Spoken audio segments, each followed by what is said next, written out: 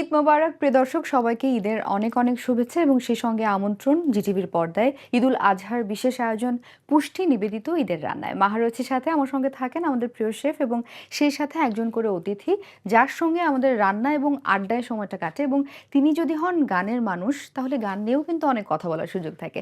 আজকে রয়েছেন যিনি অতিথি হিসেবে আমাদের সাথে, তিনি আপনাদের অত্যন্ত ভালোবাসার, অত্যন্ত পছন্দের। তার কোনো না কোনো গান প্রতিদিনই আপনাদের প্লেলিস্টে নিশ্চয়ই বাজে, এটা আমার বিশ্বাস। দর্শক, তিনি দেখতে সুন্দর, তিনি মানুষটা সুন্দর এবং তিনি গান করেন আরো সুন্দর। সঙ্গে রয়েছেন দিলশাদ নাহার কণা। কণা আপু, ঈদ মোবারক। ঈদ মোবারক। ঈদ কেমন মোবারক আছেন? আপু। এবং আপনার সঙ্গে পরিচয় করিয়ে দিচ্ছে, আমাদের সাথে রয়েছেন আমাদের আজকের শেফ ফাহমিদা নাজিম। আপুর সাথে আমার দেখা হয়েছে আগে। হ্যাঁ, এর আগে আমরা একসাথে কাজ এবং আপুর করেছি। রান্না তো তাহলে আপনি জানেনই, হ্যাঁ, আমি ভীষণ টেস্ট মজার। করেছি আপুর একদম রান্না। একদম। তো আজকে কি থাকছে কণা আপুর জন্য শেফ? যেহেতু ঈদ, সো ঈদে আমরা কি কোরবানি ঈদে আমরা মাটন বা বিফ এটা খেয়ে থাকি। বেশি খেয়ে তো থাকি। আমরা হচ্ছে মাটন কোরমা করব আজকে। আচ্ছা, একটু মাটন কোরমাটা আমার কাছে ইউনিক লাগলো শুনতে। তো বানানোটা কতটা ইউনিক সেটা আমরা একটু দেখবো। খুবই ইজি আপু। খুবই আপনারা easy। তো আপনাদের সবকিছু easy আমি কিন্তু জানতাম করা এটাই আপু। বলবে যে খুবই ইজি। না, খুবই easy। অ্যাকচুয়ালি যার যেটাই, যেমন আমি ভাবি যে এত সুন্দর করে কিভাবে গান গায়, হুম। এত সুন্দর করে কিভাবে এক্সপ্রেশন দেয়, আবার আপু দেখি নেচে নেচেও কতগুলি মিউজিক ভিডিও করে। আমি ভাবি একটা মানুষ এত কিছু কিভাবে খুব করে। ইজি আপু আপনার হ্যাঁ, মতো। কিন্তু আমাকে দেখেন এগুলো আমি কোনোটাই পারবো না, এক্সপ্রেশন দেওয়া, গান নাচ একসাথে। তো ভাবি না থাক, মানে আল্লাহ বুঝে শুনেই করছে, যদি এখন আপু রান্নাও ভালো করে তখন আমার কোনো কাজ থাকবে না। আমি কিন্তু রান্না ভালো করি এটা আসলে। ভাগ্যিস ইস, শেষ। কেউ খুব তাহলে একটা এরপরে জানে আর না, মানে বাসার মানুষজন বা বাসায় বন্ধু রান্না বান্ধব করি, জানে। এটা আপুদের মতো শেফ লেভেলের রান্না না, বাট রান্না করতে পারি আর কি। আচ্ছা, ঠিক আছে। কি কি লাগছে আমাদের শেফ এই রান্নাটার জন্য? রান্না করার জন্য আমার এখানে লাগবে মাটন, মাটন। তারপর হচ্ছে onion slice, garlic ginger paste, আর এখানে হচ্ছে almond raisin paste, cumin powder, coriander powder, আর হোল স্পাইস যেটা বে লিফ, কার্ডামন, সিনামন, এগুলি তো লাগছে। এখানে কোনো হলুদ গুঁড়ো বা মরিচ গুঁড়ো যাবে না, যেহেতু এটা একটু কোরমা। এখানে আমি অ্যালমন্ড রেজিন পেস্ট ইউজ করবো, আর হচ্ছে কুকিং ক্রিম এবং ঘি ইউজ করব। এবং তাহলে পুষ্টির ঘি ব্যবহার হ্যাঁ, করছি আমরা বোধহয় আমরা পুষ্টির এটার ঘি জন্য। ইউজ করছি, এবং সাথে আমরা সার্ভ করব পুষ্টির চিনি গুঁড়া চালের সুগন্ধি পোলাও, যেটার সাথে আমরা খাবো। আচ্ছা, ঠিক আছে শেফ, চলুন আমরা শুরু করে হ্যাঁ। দিই। শুরু করতে করতে আমরা কণাপুর সঙ্গে একটু গল্প করারও সুযোগটা হাতছাড়া করতে চাই না। ঈদটা কেমন কাটে? ঈদটা আমার আসলে যতই বলি যে আমাদের তো আসলে অনেক ব্যস্ততার মাঝে থাকে, ঈদের সময়ও কাজ থাকে, বাট ঈদের মতো যে ফেস্টিভ্যালটা আমি খুব এনজয় করি। দুইটা ঈদই আমি ভীষণ পছন্দ করি। আর ঈদের টাইমটা আসলে দেখা যায় যে বাসায় থাকার চেষ্টা করি, আর আত্মীয় স্বজনদের সাথে খুব একটা দেখা হয় না সারা বছর, ঈদের টাইমটাতে দেখা করার চেষ্টা করি। দেখা হয় এবং টুকটাক বন্ধুদের সাথে একটু আড্ডাও যদি দেয়া বন্ধুদের যায়। সাথে আড্ডা দেই, আর আমি প্রেফার করি ঈদের টাইমটাতে আসলে সবার বাসায় বাসায় আড্ডা দেওয়ার, একটু গিয়ে বেশি ঘুরে সময় ধরে, লম্বা সময় ধরে। এটা কিন্তু সাধারণত হয়ে ওঠে না আপু। আমরা ঈদের সময়টাতেই হ্যাঁ, একটু বন্ধুদের গিয়ে সাথে দেখা যায় যে বাইরেই আমরা ঘোরাফেরা করছি, কফি খাচ্ছি বা কোনো কাজে গিয়ে সেখানে আড্ডা দিচ্ছি, কিন্তু বাসায় এসে দেখা মানে আমরা খুব কম হয়।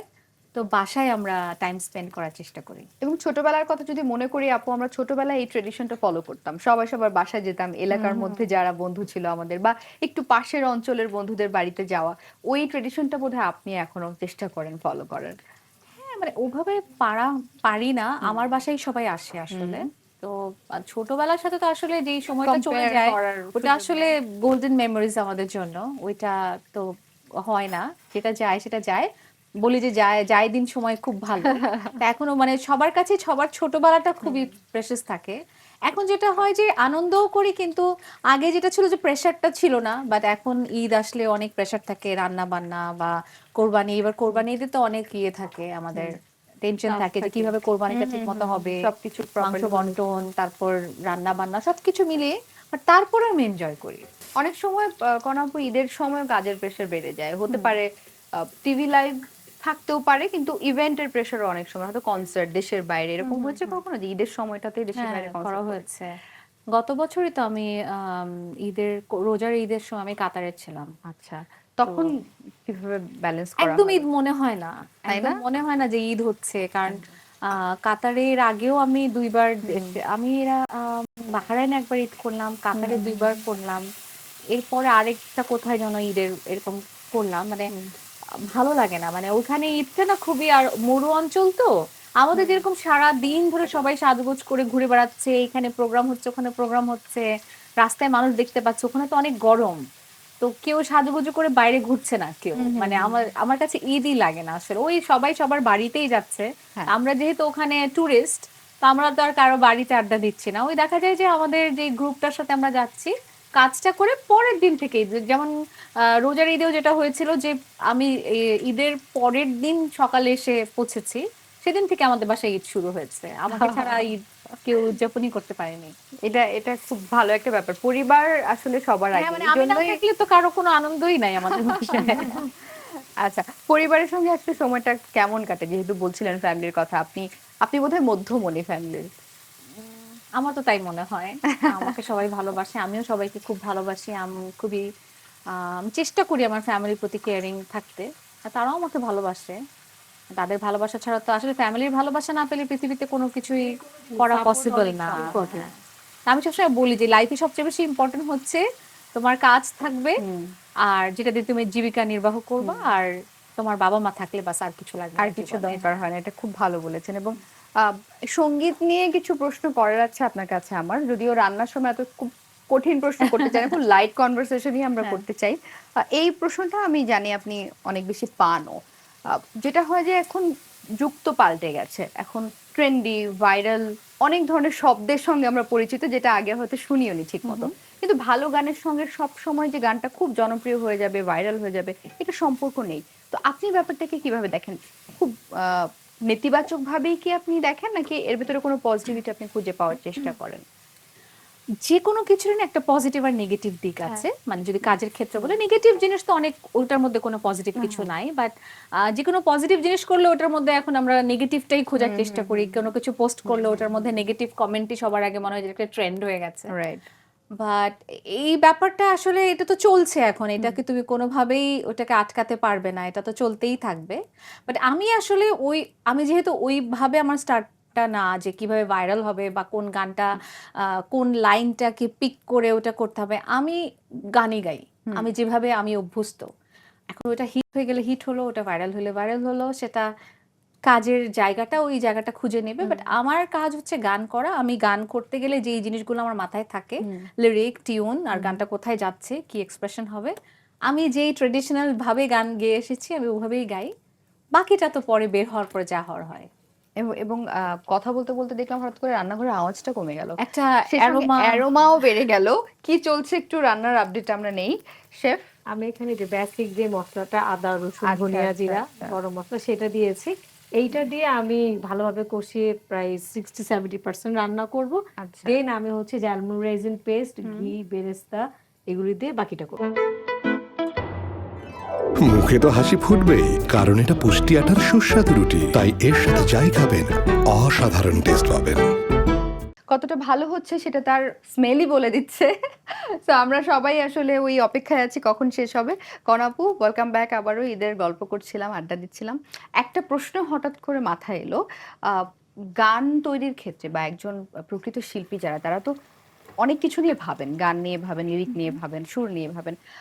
হৃদয় ভাঙা মানুষদের গানটা বেশি ভালো হয়ে ওঠে, নাকি যারা বেশি ভালো বাসায় থাকে তাদের গান বেশি সুন্দর হয়ে আসে? এটা আপনার ফিলোসফি কি বলে? এটা আসলে ডিপেন্ড অ্যাকচুয়ালি, যারা গান লেখে আই থিঙ্ক, যারা গান বানায় বা গান লেখে তাদের ক্ষেত্রে হয়তো বা এই জিনিসটা কাজ করে মেবি, আচ্ছা, মেবি দুঃখের সময় দুঃখের গান গায়কের লিখছে। ক্ষেত্রে কি কাজ করে? আমার তো হয় না, বিকজ আমার প্রফেশনাল আর্টিস্ট, আমার চোখ দিয়ে পানি পড়লে আমি আইটেম সং গাইতে পারি, এরকম হয়েছেও।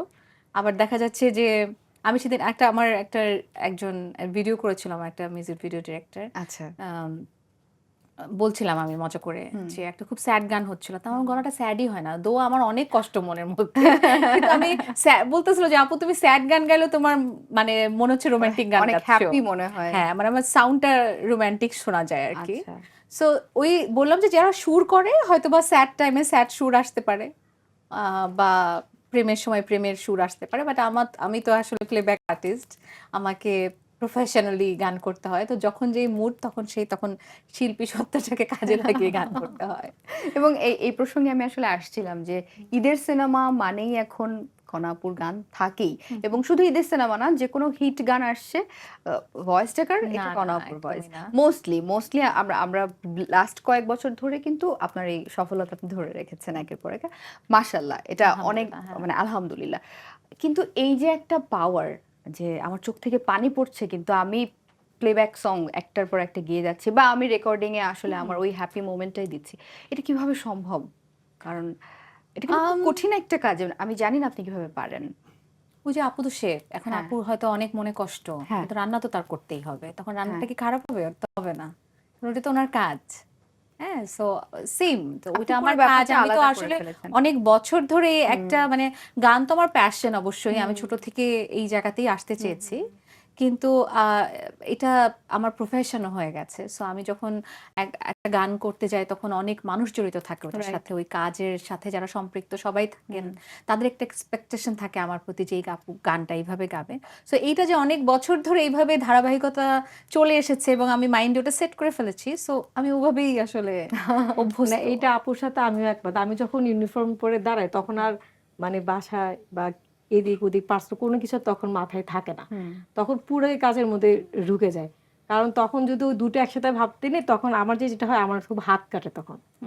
আমি যদি খুব টেন্স থাকি তখন, সো আমি যখন ইউনিফর্ম পরে তখন আমার পৃথিবীর সব আমি তখন ভুলে যাই, অটোমেটিক্যালি আই হয়ে থিংক যায়। Same goes to you also. দেখা যায় যে অনেক হ্যাঁ, ধরনের অনেক সমস্যার মধ্যেও এসে হাসি মুখে তোমাকে হাসি মুখে করা অ্যাঙ্কেলিংটা লাগে। করতে হচ্ছে, এবং কাউকে আমরা ইন্ট্রোডিউস যারা করতে হচ্ছে। স্পেশালি স্ক্রিনের সামনে কাজ করি বা আর্টিস্ট, তাদের ক্ষেত্রে এই স্যাক্রিফাইসটা একটু বেশি বোধ হয়। ধরেন যারা 10টা-5টা অফিস করে, তারা কিন্তু চাইলে তাদেরও কিন্তু সেমই হয়। Same আমার হয়। কাছে মনে হয় যে বাসায় অনেক ঝামেলা বা কোনো একটা প্রবলেম হয়েছে, বাট তাকে অফিসটাও করতে হচ্ছে। আসলে সবার গল্প একই আসলে ধরতে দিন গেলে। শেষে একই, বাট আমরা মোড়কটা যেহেতু একটা আলাদা। ক্রিয়েটিভ মানুষ, একটা গান বা একটা এন্টারটেইনার, সো আমাদের মনে হয় যে মুখে হাসি ধরে রাখাটা আসলে খুব আমাদের জন্য এটা ধরে কষ্ট। রাখতে হয়। হ্যাঁ, তো বাট আমার কাছে মনে হয় যে আমরা এন্টারটেইনার, গান করছি, আনন্দেরই তো কাজ আসলে। আমরা অনেক ব্লেসড যে আমরা খুব, আমার কাছে মনে হয় যে আমি খুব ভালো একটা কাজ করি। আমি ওটা অনেক মানুষের মন খারাপের সময় এক্স্যাক্টলি, আপনার গান শুনে তার মনটা মানে আমি কি সবসময় বলি যে আমার একটা আনন্দের গান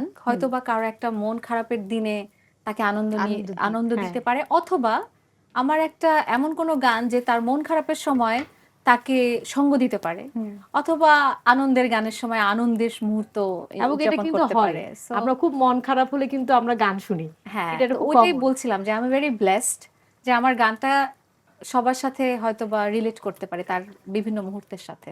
তো এটাই বা কয়জন পারে। এটা সত্যি, এটা একটা ব্লেসিং। এইভাবে চিন্তা করতে পারেন বলেই হয়তো আপনারা এত বড় শিল্পী হতে পেরেছেন, কিংবা এত বছর ধরে একই রকম ভাবে বড় গেয়ে শিল্পী হতে যাচ্ছেন। পেরেছি কিনা জানি না, বাট এখনো গান করছি, করে যাচ্ছি, চেষ্টা আছে। ঠিক আছে, আমাদের রান্না বান্নাও তো প্রায় শেষের দিকে শেফ।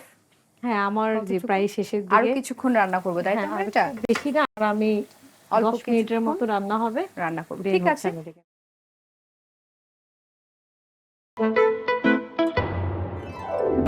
মুখে তো হাসি ফুটবেই, কারণ এটা পুষ্টি আটার সুস্বাদু রুটি, তাই এর সাথে যাই খাবেন অসাধারণ টেস্ট পাবেন। আমাদের রান্নাঘরে এত সুন্দর একজন রাঁধুনিকে দেখে আমরা সবাই চুপ করে দাঁড়িয়ে আছি যে দেখি তিনি কত সুন্দর করে আমাদের জন্য রান্নাটা করেন। তো শেফ, আপনিও কি হাল ছেড়ে দিলেন রাঁধুনির হাতে? আমি হ্যাঁ, আগে এখন ফাহমিদা আপু গান শোনাবে আমাদেরকে। তাহলে কেউ থাকবে না স্মৃতিতে। এবং আমি আগে শুনেছি আপু খুব ভালো রান্না করে, তো আপুর এই ছোঁয়াতে আমার রান্নাটা কি হবে, আরো সুস্বাদু হয়ে যাবে। একদম। এবং আমি আপু- মাঝে মাঝে মজা করে আমার মাকে বলি রান্না করছি, আমি বলছি, ঠিক আছে যাও একটু নাড়া টাড়া দিয়ে দিই, মজা হবে তাহলে। মানে আমি নাড়া দিয়ে সেটাই মজা হলো, হয়ে রান্না যাবে। মজা। এখন সেটাই হলো। আপু এখানে ঘিটা ইউজ আমরা করবে। দিব ও ওয়াও, পুষ্টি ঘি, না পুষ্টি ঘি। আচ্ছা। 2 চামচ পুষ্টি ঘি, না রান্না মজা না হওয়ার কোনো সুযোগই নাই ফাহমিদা আপু আজকে। না, একদমই না। আজকের রান্নাকে আমরা বলছি সুরেলা রান্না। ও মাই গড, রান্নার থেকে একটা খুব সুন্দর একটা Wow. সাউন্ড আসছে। হ্যাঁ, এবং Rhythm. আমি এখান থেকে এত সুন্দর অ্যারোমাটা পাচ্ছি, খাবারের স্মেলই বলে দেয় খাবারটা কতটা মজা হয়েছে। এটা মজা হবেই, তার উপর কনাপুর হাতের ছোঁয়া আছে। আমরা গেস্টকে আর কষ্ট দিতে চাই না কনকু, আপনি চলে আসতে হয়ে গেছে পারেন। রান্না। রান্না হয়ে গেছে, বেরেস্তা দেওয়া হয়েছে। থ্যাংক যদি ইউ কোন সো আপু না মাচ। আসতো এটা ইনকমপ্লিট থেকে যেত। Incomplete থেকে So, এখন আপু এসে কমপ্লিট করে দিয়েছে। একদম একদম। আমরা শেষের দিকে গণাপু আমরা খাবারটা সার্ভিং এর দিকেই চলে যাব, তাই না শেফ? হ্যাঁ একদম, আমরা আচ্ছা। এখন সার্ভিং এ যাবো। আমি চলেন বাগানটা আমরা off সার্ভিং করে এ দিচ্ছি। চলে যাই। ঈদের সময় আপনি কোন খাবারগুলো খেতে পছন্দ করেন সবচেয়ে বেশি? পোলাও, হ্যাঁ, সাদা পোলাও সাথে রোস্ট, আচ্ছা। মুরগির রোস্ট আমাদের বাসায়। আর হচ্ছে এই যে ট্রেডিশনাল খাবারই আসলে। আর বাসায় যে পায়েস রান্না হয় সেটা? সেমাই, একদম আমি খুবই ট্রেডিশনাল খাবার খেতে পছন্দ করি। আচ্ছা। নর্মালি আমি যখন বাসায় থাকি আমি কিন্তু খুবই মানে আমাদের বাঙালি খাবার, আমাকে ধরো আগে আমি থাকতো দেশের বাইরে গেলে 2 দিন মানে বাসার খাবার ছাড়া থাকতে পারতাম, মানে বাঙালি খাবার ছাড়া। এখন আমার মনে হয় সারাদিনে আমার একবার বাঙালি খাবার খেতেই হবে, হ্যাঁ। এটা একটা অসুবিধা আমাদের একদম। বাঙালিদের। যেদিন ধরো আমি চিন্তা করলাম উপর থেকে নামলাম যে আজকে থেকে আমি নিচে যে 2টা বয়েলড এগ খাবো, আর কিছু খাবো না, এই খাবো। নিচে নেমে দেখলাম যে এমন কিছু খুদের রান্না ভাত, করেছে? আলু দিয়ে খুদের ভাত, 4 রকমের ভর্তা, ডিম ভাজি, আর কি ওকে, সুন্দর ডেকোর করা হচ্ছে একটু গ্রিন চিলি রেড চিলি দিয়ে। ওকে, লেমনের এই এই ডেকোরের ব্যাপারটা আমি আপনার কাছ থেকে শিখেছি শেফ, কিন্তু আমি হ্যাঁ। এর আগে লেমন দিয়ে এভাবে করে আসলে ডেকোর করতে খুব না একটা আমি দেখি হচ্ছে নাই। এই জন্য ছোট ছোট লেমন গুলো বেছে নিই, কারণ মানে এগুলো রোস্টের হচ্ছে উপর আমি যদি আমরা এভাবে খেতে সাজাই। পারি অ্যাজ এ সালাদ বা বাইট হিসেবে। দেন হচ্ছে অনেকে কি করে বড় বড় লেমন গুলো দেয়, হ্যাঁ, তো এই লেমন গুলো খেতে খুবই মজা, এটা স্কিন এবং এটার জুস সবকিছুই। তো আমি হচ্ছে সবসময় এইসবের জন্য প্রত্যেকটা ফুডে কিছুই থাকে যে নিজেরাই বাছাই করে আনা লাগে। তো এখানের জন্য খুব ছোট ছোট লেমন গুলির প্রেজেন্টেশন ইউজ করি, যেটা আমি চাইলে ইজি খেতে পারবো। আমরা কি খালি গলা একদম শেষ করার আগে 2 লাইন গান শুনতে পারি? হ্যাঁ, গাইতেই পারি। গাইতে কি পারি? গাবো, কি গান Serious? গাইবো? তাহলে ডেকোরেশন চলতে চলতে যে কোনো যেটা মাথায় আসছে খালি গলায়। তুমি বলো তোমার এত পছন্দের গান এত বলো। গান, এত গান আমি আচ্ছা, একটু রোমান্টিক গানই গাই। হ্যাঁ, এটা গত হ্যাঁ, বছর জঙ্গলি সিনেমাতে গিয়েছিলাম আমি, Okay. প্রিন্স মাহমুদ ভাইয়ের গান। এ আমার কি হলো, পাগল পাগল লাগে, হাওয়া এসে জানিয়ে দিল এমন তো হয়নি আগে। এ আমার কি হলো, পাগল পাগল লাগে, হাওয়া এসে জানিয়ে দিল এমন তো হয়নি আগে। বাতাসের শেষ কথা ফিস ফিস, কেউ তোমারে এই দোটানা জানছো না, সেও তোমারে। বন্ধু গো শোনো, তুমি ছাড়া আমি ছাড়া তুমি, মানে হয় না কোনো। মানে আর কিচ্ছু দরকার নাই মনে হয়। অনুষ্ঠান এত সুরেলা হয়ে গেল হঠাৎ করেই, এত চমৎকার হয়ে গেল, এরপর আমি কোনো কথাই বলতে চাই না। খাবারটা আপনার সামনে পরিবেশন Please. করতে চাই। Thank এটা you. অফ ক্যামেরায় আপনি টেস্ট করে দেখবেন, কিন্তু দেখতে কেমন হয়েছে সেটা আমি আপনাকে এবারে দেখাতে Wow. চাই। Thank you chef, thank you so much এত চমৎকার রেসিপির জন্য। তো আমার মনে হয় সুন্দর। আপনি স্মেল পাচ্ছেন, তাই না? খুবই সুন্দর, আর দেখতে এত সুন্দর হয়েছে, খুবই সুন্দর, খুবই। আর আমার মনে হচ্ছে যে মানে নো ডাউট এটা খুবই টেস্টি হবে। একদম, এটা আমরা অবশ্যই অফ ক্যামেরায় টেস্ট করব। থ্যাংক ইউ সো মাচ আপু। আপুর সাথে হচ্ছে পুষ্টি চিনি গুঁড়া চালের যে পোলাওটা, Wow. এটার সাথে প্রপার খেতে মিল, একটা ঈদের মিল একদম। একদম। দাওয়াতেও মানুষ খুশি হয়ে যাবে টেবিলে। নেক্সট টাইম আমি আপুর জন্য রোস্ট রেডি করব। ইনশাআল্লাহ। ওকে, ওকে, ইনশাআল্লাহ। আপুর জন্য আমাদের পক্ষ থেকে রয়েছে পুষ্টি ঈদ আনন্দ। Thank you. থ্যাংক ইউ আপু। ও ইটস হেভি, এটা আমার আম্মু খুশি হ্যাঁ, হয়ে এটা যাবে। আন্টি খুশি হয়ে যাবেন, আমি প্রিটি শিওর। অনেক ধন্যবাদ আপু Thank আজকে you. সময় দেওয়ার জন্য। অনেক ভালো তোমাকে থাকবেন। অনেক ধন্যবাদ, পুষ্টি এবং জিটিভি কে অনেক অনেক ধন্যবাদ। সবাইকে ঈদের শুভেচ্ছা। ঈদ মোবারক আপনাদের দুজনকেই। ঈদ মোবারক। ঈদ মোবারক। দর্শক, সেই সঙ্গে আপনাদেরকেও ঈদের অনেক অনেক শুভেচ্ছা। এতক্ষণ উপভোগ করছিলেন জিটিভির পর্দায় ঈদের বিশেষ আয়োজন পুষ্টি নিবেদিত ঈদের রান্না।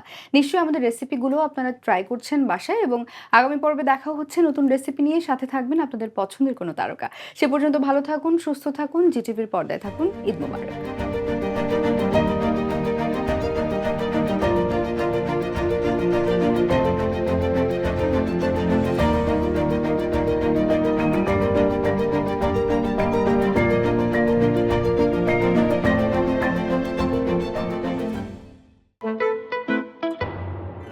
মুখে তো হাসি ফুটবেই, কারণ এটা পুষ্টি আটার সুস্বাদু রুটি। তাই এর সাথে যাই খাবেন অসাধারণ টেস্ট পাবেন।